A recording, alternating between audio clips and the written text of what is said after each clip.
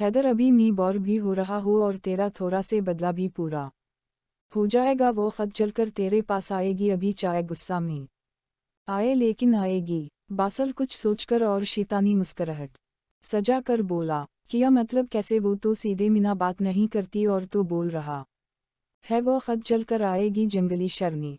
हैदर ने नासमझी में बोला, तो बस इजाज़त दे, बाकी मेरे पर छोड़, बोल करे कुछ। बासल मुस्कुरा कर हैदर से बोला, कमीने। हैदर बासल की बात समझ आने पर हंसकर बोला, तो चल, आज देखते ही वो जंगली शर्मी आती भी ये नहीं। लेकिन बासल अभी तो उसकी क्लास होगी जैसे, तो बोल रहा है अगर हम ऐसा करेंगे तो वो कैसे आएगी? हैदर कुछ सोचकर बोला, अरे अभी थोड़ी देर में इसकी क्लास ख़त्म हो जाएगी, जब तक हम अपने मिशन में कामयाब हो जाएंगे, जब तक उसे पता चले गा वो भागी भागी आएगी, वैसे भी सबकी हमदर्द बनी फिरती है। बासल फौरी बोला, चल देखते हैं तो शुरू हो जा। हैदर जोश से बोला, अंडर स्कोर माहिन माहिन सनू। एक लड़की भागती हुई माहिन के पास आए। हम बोलू क्या बात है?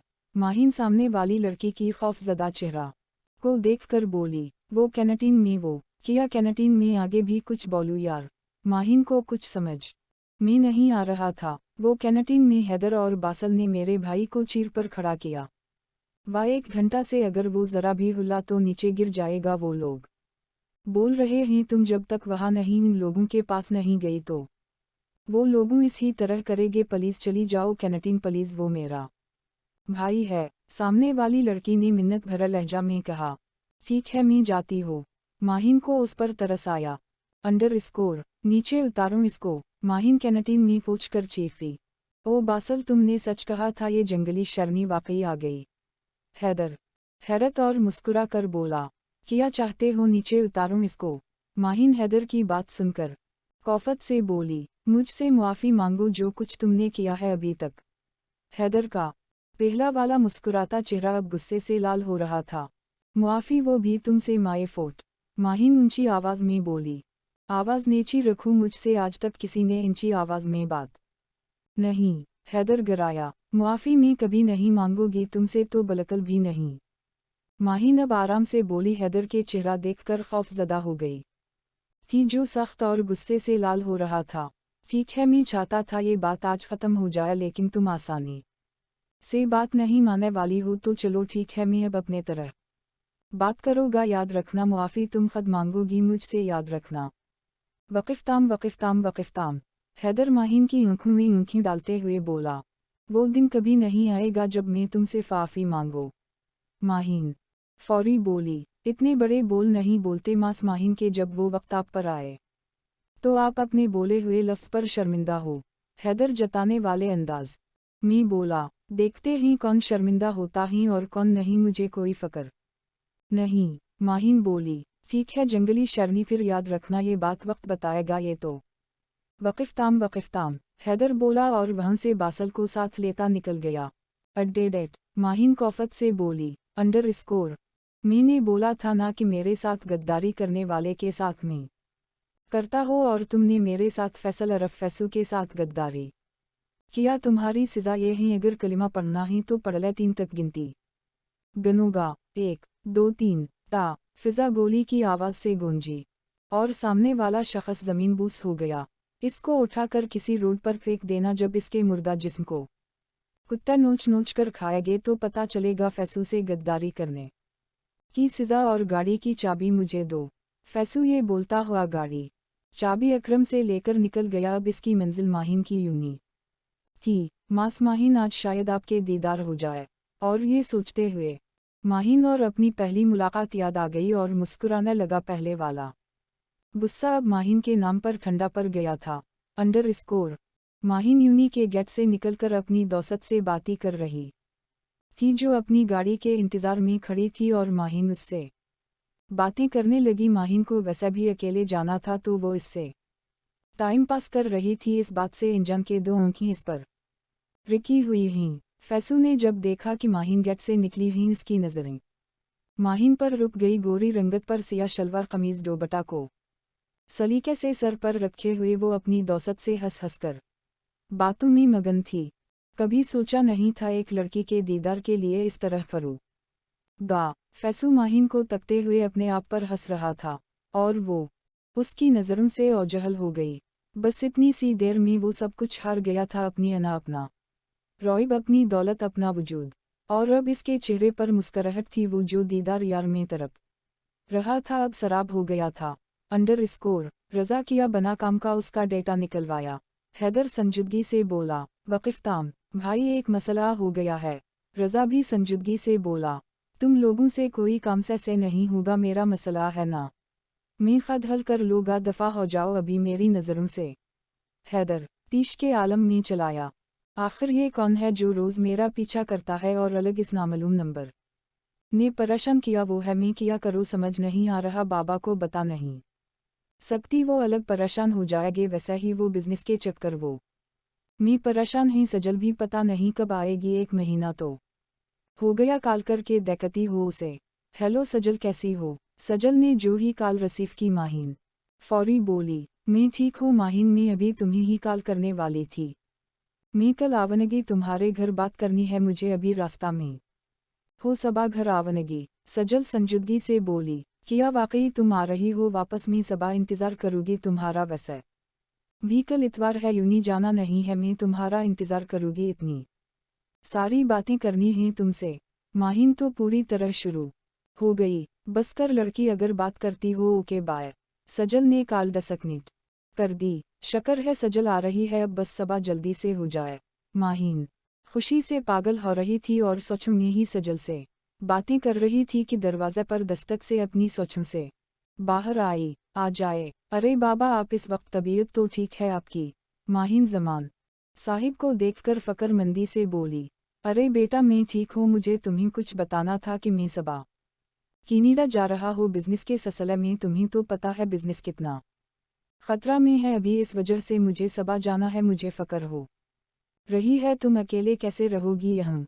जमान साहिब फ़क्र-मंदी से बोले, बाबा आप जाए, मेरे लिए परेशान ना हो, कल वैसे बहुत सजल आ रही है तो कोई मसला नहीं, आप बिजनेस देखें, मेरी फ़क्र मत करे।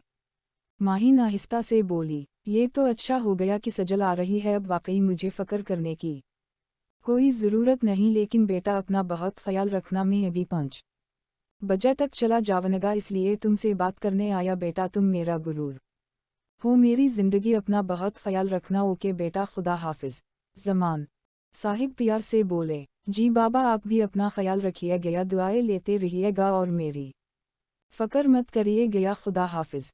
माहिन जमान साहिब को हक करते हो बोली, अंडर स्कोर भाई आपका काम आज हो जाएगा, उसकी कॉल आ जाए थी मुझे। मन ने हैदर को बताया, वैसे हैदर तुमने उसको समझा दिया था ना कि कैसे करना है सब? बासल हैदर को देखते हुए बोला, हमने ने सब समझा दिया था उसे, उम्मीद है वो कर ले जो बोला है। वक़िफ़ताम वक़िफ़ताम वक़िफ़ताम हैदर संजीदगी से बोला, अब आगे क्या करना है हैदर?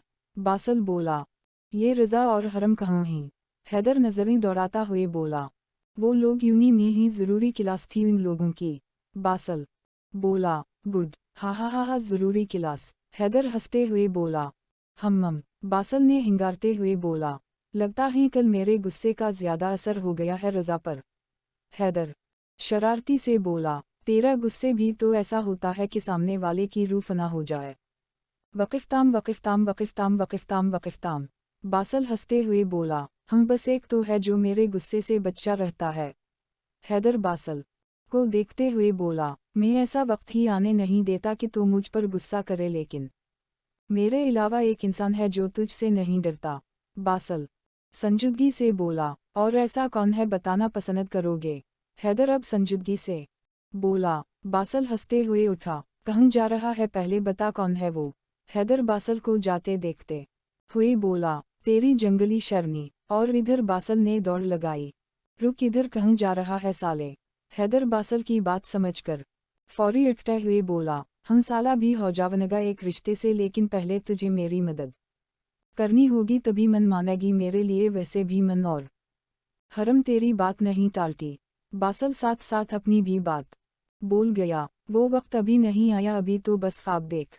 हैदर हंसते हुए बासल से बोला, मतलब पहले तो जंगली शर्नी से हम अब समझा मैं। बासल शरारती से बोला, इंसान बन जा कमीने, तो मेरे हाथों ख़त्म हो जाएगा। हैदर बासल के सर पर फच कर बोला, पीछे उठ वरना जंगली शरनी आ जाएगी। बासल हंसते हुए धमकीने वाले लहजा में बोला, उस जंगली शरनी को तो एक दिन में देख लोगा। हैदर बासल के सर पर चपत लगाते हुए बोला, हा, वैसे उस जंगली शरनी की इतनी फ़क्र और हर वक्त तेरे मिना पर उस ही का नाम होता है, खैर तो है प्यार वार तो नहीं हो गया। बासल शरारत और संजीदगी से बोला, बासल अब बस मजाक ख़त्म। हैदर संजीदगी से बोला, ओके बूस। बासल ने खामोश होने में आफियत जानी। वैसा दिल मी तो लड्डू फूट रहे हो गए इस बात पर। बासल मिना ही मिना में मनमाना, मुझे तेरी सब आवाज़ आ रही है। बासल चुप हो जा। हैदर मोबाइल यूज़ करने हुए बासल से संजीदगी से बोला। बासल को भी पता था इस ही में इतनी हिम्मत है कि वो हैदर से हर बात कर लेता है, लेकिन जब वो संजीदगी से बोलता है तो खामोश होने में ही आफियत हो तो है। अंडरस्कोर 1 मिनट आ रही हो, सब्र करो। माहिन गेट की तरफ जाते हुए बोली, जो उतनी देर से बज रहा था। सजल मेरी जान तुम आ गई। माहिन ने सजल को देखकर हक किया। वक़िफ़ताम अब अंदर तो आने दो। सजल अंदर आते हुए बोली, सजल मी ने तुम्हें इतना मास किया तुम सोच भी नहीं सकती। माहिन अपने बेडरूम में सजल से बातें करते हुए बोली, माहिन ये मी तुम्हारे लिए लाए हो। सजल ने अपने बैग से एक बोकस में से रंग देते हुए बोली, वाह यार ये कितना प्यारा है। माहिन रंग देखते हुए बोली, ये पहनूं मेरे सामने। सजल ने माहिन को रंग दी। ये देखो सजल कैसी लग रही है रंग। माहिन ने रंग अपनी उंगली में पहन कर हाथ देखते हुए खुशी से बोली, बहुत प्यारी लग रही है तुम्हारे हाथ में। सजल माहिन को खुश देखकर बोली, लेकिन सजल ये तो बहुत महंगी होगी। माहिन रंग को देखते हुए बोली, जो देखने में ही 3-4 लाख की लग रही थी। तुमसे ज्यादा नहीं है, ये छोड़ो ये बताओ अनकल कैसे हैं। सजल बात बदलते हुए बोली, वो बाबा आज सुबह ही गए हैं किनीडा बिजनेस के सिलसिले में। माहिन सजल से बोली, किया और तुम अकेली रहोगी यहाँ। सजल फ़क्रमंदी से बोली, अरे तुम तो आ गई हो ना, तो किया टेंशन। माहिन हंसते हुए बोली, नहीं मैं अब रात ही जा रही हूँ वापस, हमेशा के लिए मैं तुम से मिलने और कुछ चीज़ें लेने आए थी यहाँ। सजल ने माहिन के सर पर बम फोड़ा। सजल, नहीं तुम नहीं जा सकती, तुम ही तो मेरी सब कुछ थी। तुम चली जाओगी तो मैं क्या करोगी। माहिन सजल से लगकर रो के दीदावार बोली, माहिन यार मैं क्या करो, मामा बाबा ही वहाँ रहना चाहते हैं, हमारे सब रिश्तेदार वहाँ हैं, तुम समझूं प्लीज़ रो मत, मैं तुम्हें खुश देखना चाहती हूँ, प्लीज़ मेरी जान मत रो मेरे लिए। तुम भी सब की तरह मुझे छोड़कर जा रही हो, कोई मेरा नहीं है। माहिन सजल से अलग होते हुए बोली, माहिन मैं जा रही हूँ लेकिन मेरे बाद कोई और तुम्हारे साथ होगा और तुमसे मैं कॉल पर बातें करती रहेगी, पक्का अपना मोबाइल दो, मैं अपना नया नंबर सेव कर दूँ। सजल माहिन से बोलतो हूँ। माहिन से मोबाइल लेते हुए नंबर सेव कर रही थी। माहिन एक गिलास पानी देना। सजल माहिन से बोली, मैं लाती हो, तुम अपना पहले वाला नंबर डिलीट कर देना और नया सेव कर दूँ, मैं पानी लाती हो। माहिन बोलते हुए किचन में चली गई। ये लो पानी। माहिन ने सजल को पानी दिया। चलो मैं चलती हूँ और हम अपना ख्याल रखना, और ये रंग मेरा आखिरी गुफट समझकर हमेशा पहने रहना, कभी मत उतराना, समझी। सजल माहिन को हक करते हुए बोली, अल्लाह तुम्हारे नसीब अच्छे करे, अपना बहुत बहुत ख्याल रखना। तुम भी अपना ख्याल रखना, ओके। माहिन सजल से अलग होते हुए बोली। माहिन को आज सजल बहुत अलग लगी थी, पता नहीं क्यों। सजल के जाने के बाद अपने रूम में रोते रोते हो गई, इस बात से अनजान कि अब आगे क्या होने वाला है इसकी ज़िंदगी के साथ। माहिन इस वक्त कैंटीन में बैठी थी।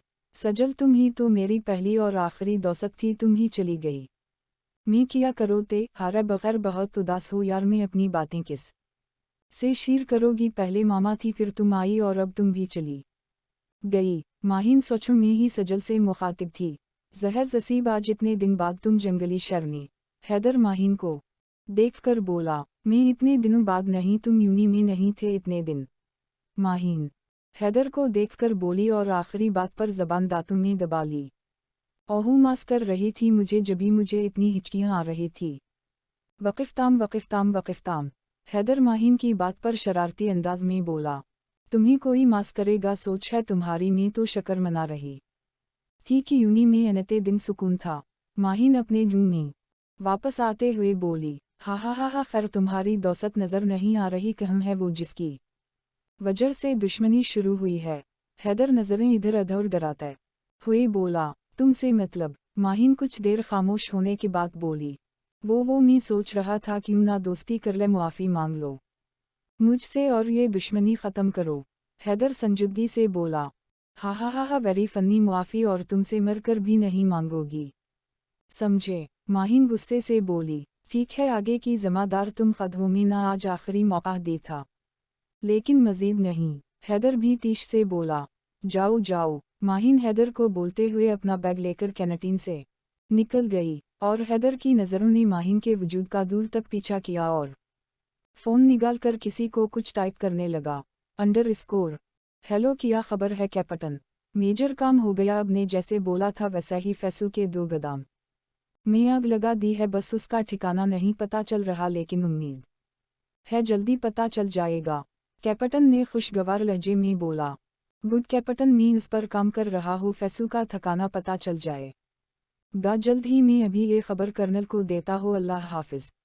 अब बस अपनी मौत के दिन गणना शुरू कर दूँ, फैसू तुम मेरे हाथों नहीं बच सकते, क्योंकि मेजर जब कोई मिशन शुरू करता है तो ये सोचकर करता हो कि या तो दुश्मन बच जाएगा या मैं। मेजर अपने ख्यालों में ही फैसू से मुखातब था, और फिर कर्नल इमरान को कॉल करने लगा। अंडरस्कोर अलू की पट्टू, तुम लोग क्या कर रहे थे जो गोदाम में आग लग गई? वक़िफ़ताम फैसू तीश और गुस्से से गज़बनाक होते हुए चलाया, साहिब जी सबा पता नहीं कैसे आँखा लग गई, इसके बाद जब आग लगने से दौड़ा उठा तो पता चला कि गोदाम में आग लगी है। तुम लोग रात में इतनी चराता क्यों हो जो नशा में मेरे रहते हो? अब दोबारा ऐसा नहीं होना चाहिए, समझे, दफ़ा हो जाओ यहाँ से।